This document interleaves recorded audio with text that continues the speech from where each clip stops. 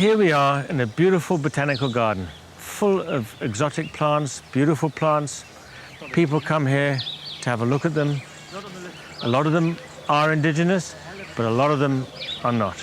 A lot of South Africa's earlier non-native plants arrived with the early agricultural uses. They came as contaminants of seeds, of fodder during the wars for the horses, and a lot of them, in the more recent years, arrived as horticultural and garden plants.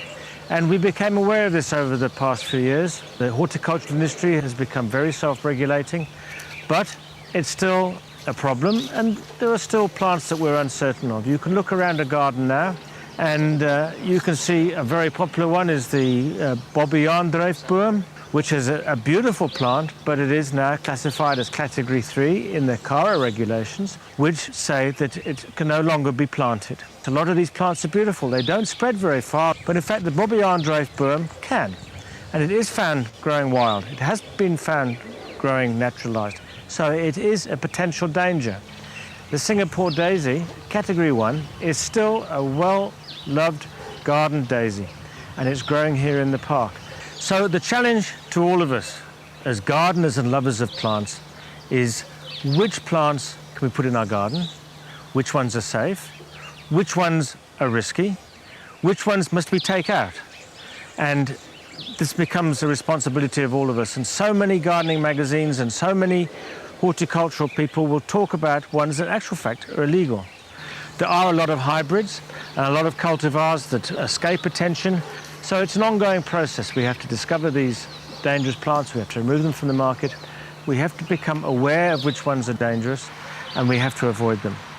There are a lot of garden plants that have been used over the years for hedging, for ornamentals, and they are beginning to show signs of escaping and becoming problems. And one of these is privet. Privet is now a Category 1 plant. It shouldn't be used for hedging anymore. It shouldn't be planted. It shouldn't be sold. In fact, it's illegal to sell it. And we can see, and you can see some of these infestations around the Natal Midlands. They're becoming quite serious in many areas, and along rivers, they're becoming a serious problem.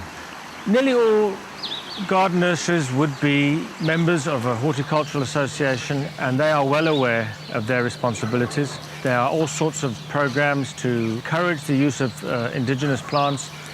There was a program called Plant Me Instead, which replaced all those potentially alien ones or potentially invasive alien ones and replaced them with indigenous ones. A lot of our garden plants are beautiful and they're non-native, but they have to be sterile and non-invasive. And the ones that are showing signs of being able to grow in the garden without the care of attention, or in the scientific term becoming naturalized, those are the ones we have to watch out for.